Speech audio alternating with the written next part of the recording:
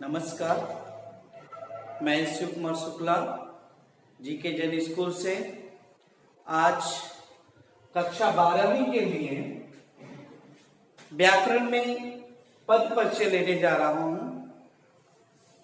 पद परिचय क्या है, पद क्या है, शब्द क्या है, इसका पूरा विवरण हम आप लोगों के समक्ष प्रस्तुत करूंगा, जो इस प्रकार है। पहले तो शब्द और पद हम जानते हैं दोनों क्या होते हैं। शब्द और पद मुख्य रूप से अगर पूछा जाए तो लोग कहते हैं कि शब्द और पद दोनों एक है, लेकिन दोनों में अंतर है। अंतर इस प्रकार है, जैसे राम किताब पढ़ता है, राम किताब पढ़ता है। यहां पर राम और एक सिर्फ केवल अलग से राम दिया, ये भी राम ही है। तो हम ये देखेंगे कि चूंकि ये स्वतंत्र है तो यह शब्द हो गया, और यह व्याकरणिक रूप से वाक्य में प्रयोग है तो यह पद हो गया। यानी हमने देखा कि स्वतंत्र सार्थक इकाई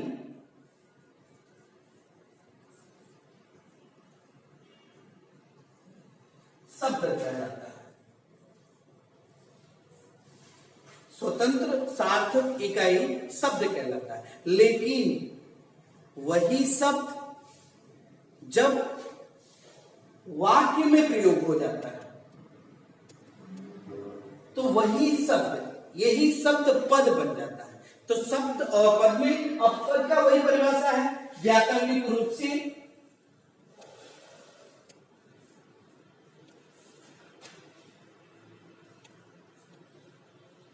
वाक्य में प्रयोग,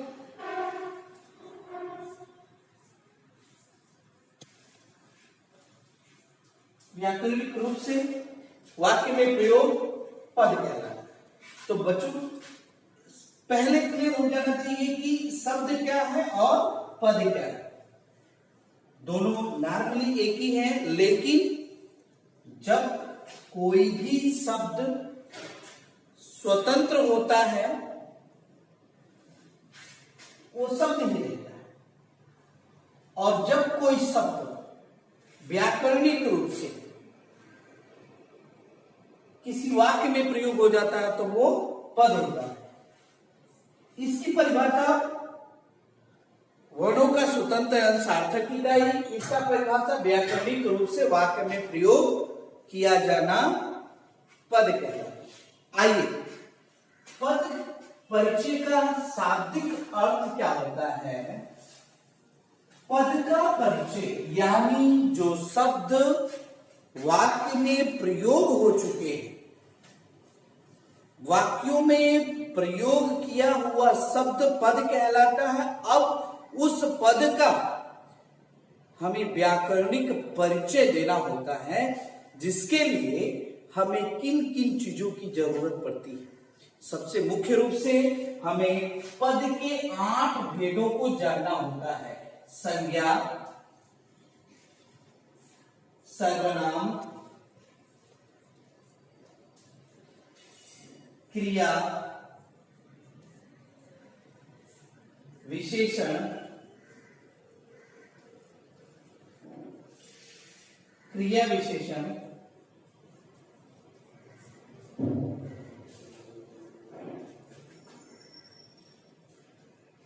संबंध बोधक,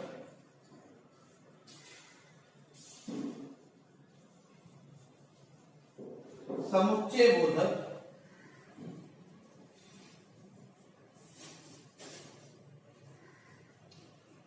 और विस्मयादि बोधक।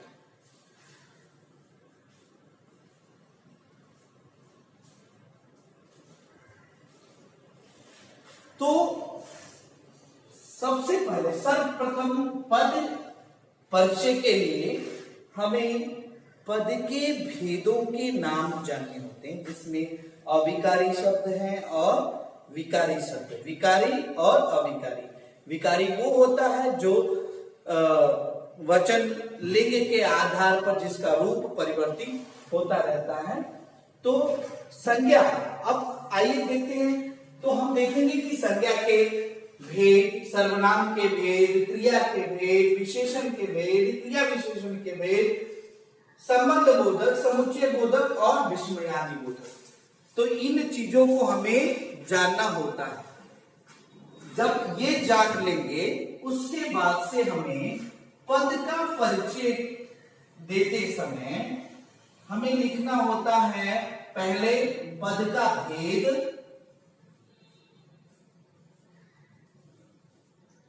उसके बाद लिखना होता है वचन, उसके बाद लिखना होता है लिंग, उसके बाद लिखना होता है कारक, उसके बाद हमें लिखना होता है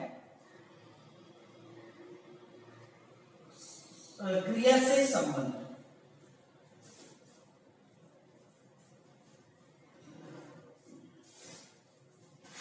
इन पद परिचय में हमें इन 4 चीजों की आवश्यकता पड़ती है, जिसमें हमने पहला मैंने यहां पर लिख दिया है कि पद के 8 भेद।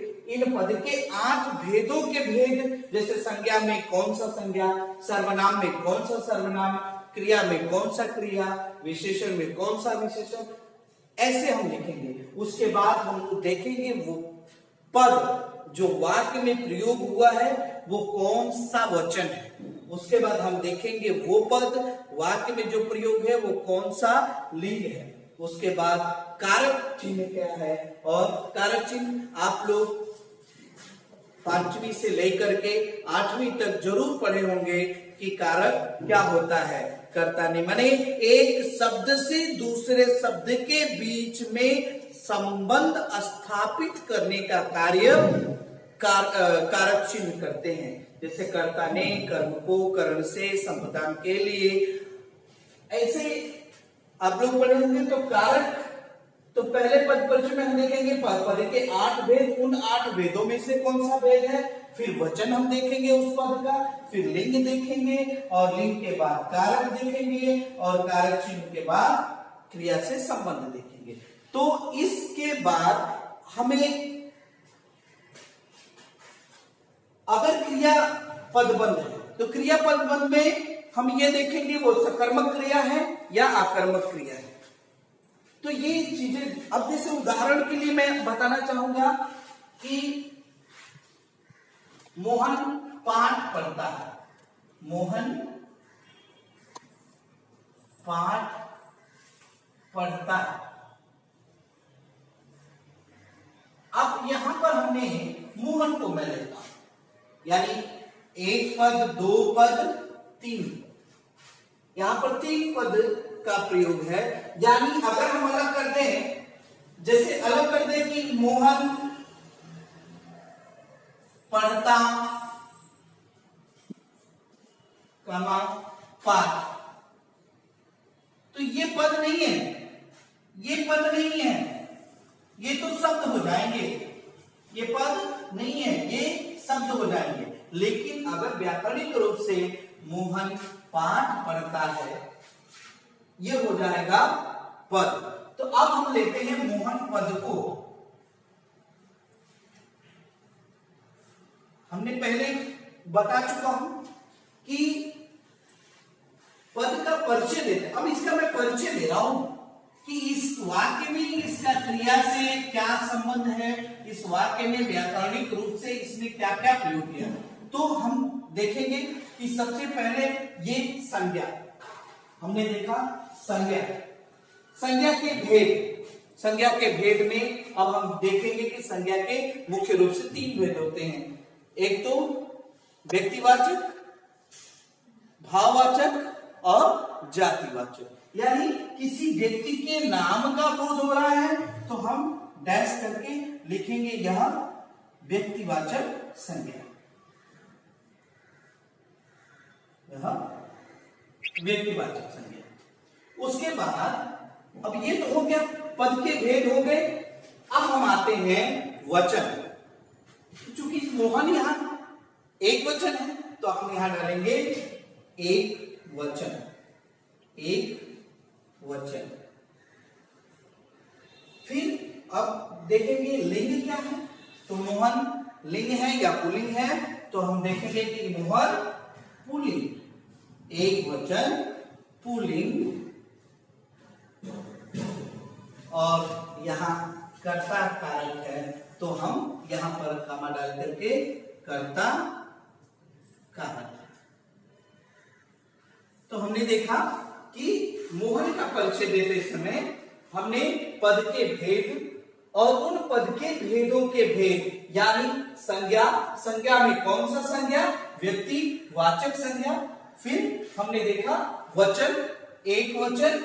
फिर हमने देखा लिंग पुल्लिंग। उसके बाद हमने देखा कर्ता कारक। तो इस प्रकार पद का परिचय देते समय हमें किन किन चीजों की आवश्यकता पड़ती है, पद के भेद के साथ उसके भेद, उसके बाद वचन, लिंग, उसके बाद कारक, फिर क्रिया का संबंध। तो इस प्रकार हमने देखा। अब इसमें हमने देखा संज्ञा का।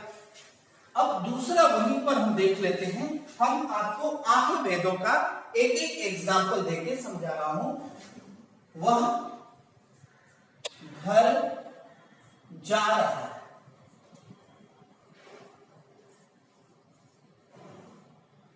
कभी कभी क्वेश्चन में दे देता है कि वाक्य का में पद परिचय बताइए, तो ऐसे समय पर आपको सभी पदों का परिचय देना होता है। लेकिन कभी कभी क्या होता है, अंडरलाइन कर दिया जाता है, यानी देता है क्वेश्चन में रेखांकित पद का परिचय दीजिए, तो पर्टिकुलर आप उस पद का परिचय देंगे। अब यहां पर मैं वह लेता हूं, मैंने अभी तक संज्ञा का बताया,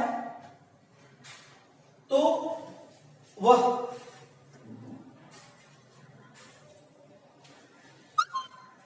यह आपका सर्वनाम में हो जाएगा। इसके बाद वचन, अब चूंकि वह है, अगर वे रहते तो आपका बहुवचन होता, तो वचन में एक वचन हो जाएगा। लिंग जा रहा है, अगर वह जा रही है तो यहां पर स्त्रीलिंग हो जाएगा। लेकिन यहां पर ये क्रिया आपका पुल्लिंग बता रहा है तो आपका पुल्लिंग होगा। और वह कारक चिन्ह करता है, क्योंकि वह जा रहा है तो यहां पर भी कर्ता कारक होगा। तो इस प्रकार हमने सर्वनाम का देखा। इसी प्रकार क्रिया का देखते बनाते समय हमें एक चीज का ध्यान करना चाहिए कि सकर्मक क्रिया और अकर्मक क्रिया और काल, कौन सा काल है, पास्ट टेंस है यानी भूतकाल है, भविष्य काल है या वर्तमान काल है। तो क्रिया का हमें परिचय देते समय हमें सकर्मक और अकर्मक देखना रहता है। सकर्मक और अकर्मक के साथ हमें काल भी देखना रहता है परिचय देते समय। जैसे वह, मैं स्कूल जा रहा हूं, मैं स्कूल जा रहा हूं। तो अब यहां पर अगर अंडरलाइन जा रहा हूं, इस क्रिया का हम पद परिचय देना चाहेंगे तो जा रहा हूं मैं पहले लिखूंगा। उसके बाद से मैंने अभी बताया कि इसमें हमें ये देखना होगा कि सकर्मक क्रिया है या अकर्मक क्रिया है, इसके भेद में। तो सकर्मक क्रिया और अकर्मक क्रिया को पहचानने के लिए सबसे आसान तरीका है कि कभी भी क्रिया के पहले, सकर्मक क्रिया और अकर्मक क्रिया को जानने के लिए क्रिया के पहले हम उसमें क्वेश्चन पूछते हैं। अगर उसका जवाब हाँ या ना में मिलता है तो वो सकर्मक क्रिया है, अगर जवाब हाँ या ना में नहीं मिलता है तो वो अकर्मक क्रिया है। जैसे मैं स्कूल जा रहा हूं, तो मैं कहां जा रहा हूं? अभी यहां पर क्वेश्चन बनता है कि मैं कहां जा रहा हूं, मैं कहां जा रहा हूं।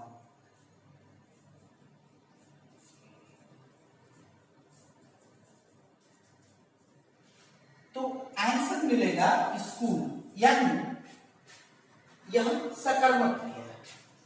अगर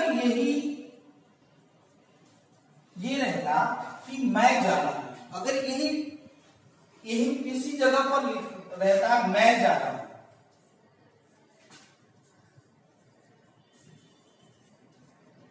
अगर हम यही क्वेश्चन पूछते मैं कहां जा रहा हूं, तो कोई आंसर इसका नहीं मिलेगा, यानी यह अकर्मक क्रिया। यानी किसी क्रिया के पहले जब हम प्रश्नवाचक चिन्ह लगा करके प्रश्न करते हैं, उसका जवाब हमें हाँ या ना में मिलता है, तो वह सकर्मक क्रिया हो जाता है। अगर उसका जवाब हाँ या ना में नहीं मिल रहा है, तो वो अकर्मक क्रिया हो जाता है। इसी प्रकार हमने देखा कि क्रिया अब जा रहा है, इसका हमने परिचय देना है मुझे, तो सबसे पहले अभी हमने निश्चित किया कि यह क्रिया कौन सा क्रिया है, सकर्मक क्रिया है या आकर्मक क्रिया है। तो जा रहा है, जा रहा हूं, तो ये हो गया है आपका सकर्मक क्रिया, सकर्मक क्रिया। यहां भी वचन रहेगा, एक वचन,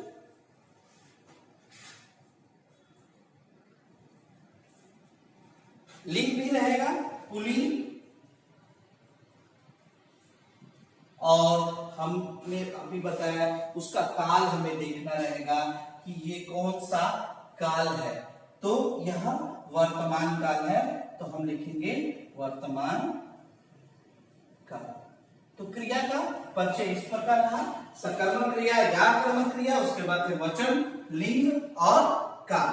तो इस प्रकार हम क्रिया का पद परिचय दे सकते हैं। इसी प्रकार विशेषण है,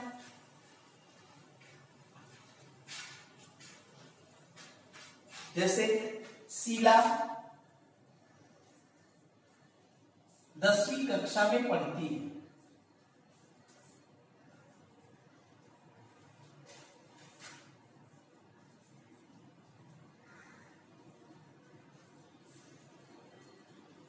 शीला 10वीं कक्षा में पढ़ती है। अगर 10वीं का हम लेते हैं, तो 10वीं कौन सा है, ये हो जाएगा विशेषण। और विशेषण में ये कौन सा विशेषण होगा, पहले वो लिखना होगा, यानी संख्यावाचक विशेषण। यहां पर हम लिखेंगे संख्यावाचक विशेषण। फिर वही आपका वचन, लिंग। अगर ये कक्षा अगर ये रहता, तो कक्षा का फिर हम आ जाएंगे, कक्षा में ये आ जाएगा संज्ञा, और संज्ञा में कौन सा संज्ञा आएगा, जातिवाचक, जातिवाचक संज्ञा, फिर वचन, लिंग। तो इस प्रकार हमने देखा। उसी प्रकार क्रिया विशेषण, क्रिया विशेषण का जैसे वह धीरे धीरे, जैसे 10वीं शीला 10वीं कक्षा में पढ़ती है, तो आपने देखा संख्यावाचक विशेषण। फिर आपने लिंग चूंकि पढ़ती है, तो यह स्त्रीलिंग हो जाएगा, एक वचन है तो एक, वह धीरे धीरे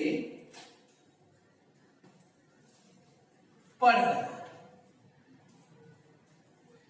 हमने पहले बताया था विशेषण और क्रिया विशेषण में क्या अंतर होता है। अब ये धीरे धीरे किसके बारे में बता रहा है, वह उसके बारे में नहीं बता रहा है, पढ़ने के बारे में बता रहा है। तो हम कंफर्म हो ये हो जाएंगे कि यह क्रिया विशेषण है, क्योंकि पद परिचय जानने के लिए हमें पहले इन पद के 8 भेदों के बारे में पूरी तरीके से जानना होगा, उसको पहचानना होगा, उसके भेद के बारे में जानना होगा, तभी हम पद परिचय आसानी से समझ सकेंगे या जान सकेंगे। तो धीरे धीरे पढ़ रहा है, यानी धीरे धीरे ये क्या हो जाएगा, क्रिया विशेषण, रीतिवाचक क्रिया विशेषण हो जाएगा। उसी तरह संबंध बोधक में, संबंध बोधक आपने परिभाषा जाने होंगे कि दो शब्दों के बीच में जो संबंध स्थापित कर रहे हैं उसको संबंध बोधक कहते हैं। जैसे के ऊपर, के नीचे, के आगे, के पीछे, तो उस प्रकार ये ऐसे शब्द जैसे स्कूल के पीछे,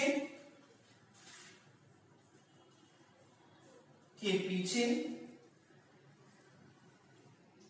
मंदिर है।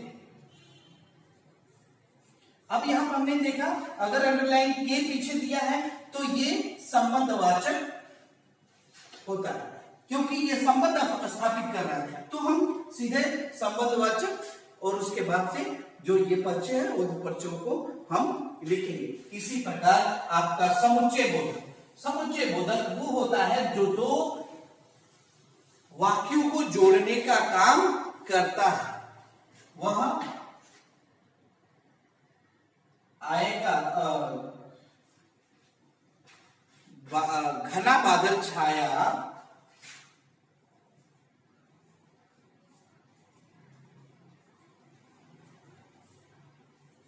छाया इसलिए अंधेरा हो गया।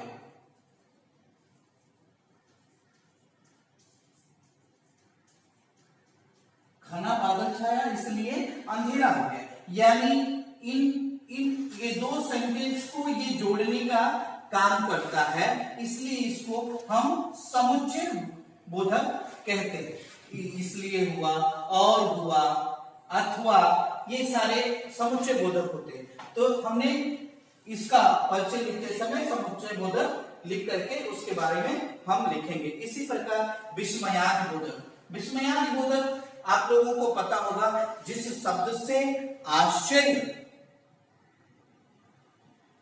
का पता चले, अरे वह, अरे कैसे, कब, कहां, और उसका संबोधन चिन्ह उसके, अरे ये मुख्यतः स्टार्टिंग में वाक्य के प्रारंभ में भी रहता है, बाद में भी, अरे तुम कब आए, अरे वो घटना कैसे घटी, वाह, ओह, माने जिससे एक आश्चर्य जागृत हो वो समुच्चय विस्मयार्थ बोधक होता है। तो इस प्रकार हम